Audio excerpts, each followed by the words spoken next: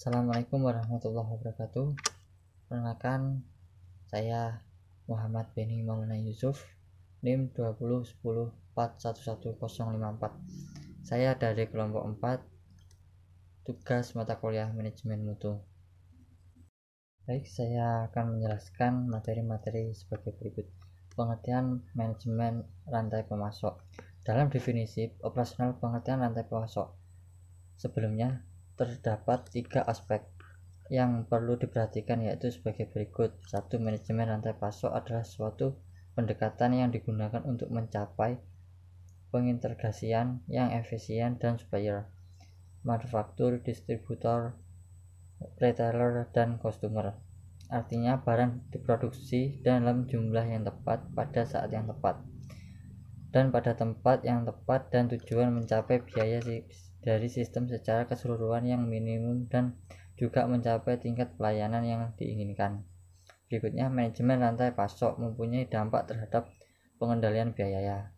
Yang ketiga, manajemen rantai pasok mempunyai peranan penting dalam meningkatkan kualitas pelayanan perusahaan kepada pelanggan. Manajemen rantai pasok melibatkan banyak pihak di dalamnya, baik secara langsung maupun tak langsung.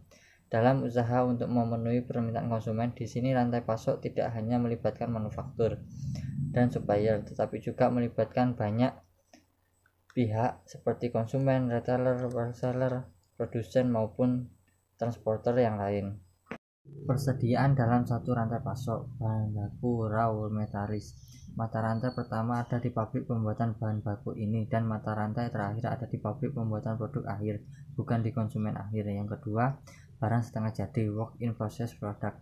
Permulaan mata rantai ada di pabrik pembuatan bahan jadi. Seperti telah dijelaskan sebelumnya, bahan setengah jadi adalah hasil dari proses bahan baku. Yang ketiga, barang komoditas, commodity. Persediaan jenis ini adalah barang yang dibeli oleh perusahaan tertentu sudah dalam bentuk barang jadi diperdagangkan, dalam arti dijual kembali kepada konsumen. Slide berikutnya, proses bisnis rantai pasok. Sebelum menguraikan proses bisnis ini, inti rantai pasok yang terdiri 8 proses. Perlu ditambahkan keberhasilan manajemen rantai pasok juga memerlukan, yaitu 1. Dukungan sumber daya manusia, kepemimpinan, dan komitmen untuk berusaha. Yang kedua, memahami sejauh mana perubahan yang diperlukan. Yang ketiga, menyetujui visi dan proses inti manajemen dalam rantai pasok. Yang keempat, komitmen pada perlunya sumber daya, kekuasaan, atau wewenang untuk mencapai tujuan yang telah ditetapkan.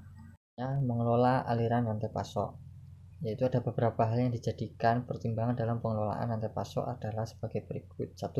Sasaran lingkup pasar, market offer objektif. Yang kedua, perilaku pembelian pelanggan, customer buying behavior. Distribusi. Terdapat 3 tipe dasar distribusi yang dapat digunakan untuk menyediakan bagi para konsumen, yaitu sebagai berikut. A. Distribusi insentif. Distribusi insentif memiliki bahwa produk-produk yang didistribusikan dijual sebanyak mungkin ke retail atau pedagang grosir. Yang B. Distribusi selektif. Distribusi selektif cocok untuk toko yang dapat menjual produk terbatas tetapi tidak tingkat yang eksklusif. Distribusi yang C. Distribusi eksklusif. Apabila sebuah toko tunggal diberikan hak eksklusif untuk menjual produk pada daerah tertentu. Karakteristik produk. Terkait dengan karakteristik produk terdapat 9 karakteristik, yaitu 1. Nilai produk, 2. Dasar-dasar teknis produk, 3. Tingkat dukungan pasar, 4. Tingkat kemampuan substitusi, 5. Blok produk, 6. Kemampuan jangka panjang produk, 7. Tingkat konsistensi pasar, 8. Musim pasar. Yang ke-9, batas kedalaman dan kelebaran lini produk.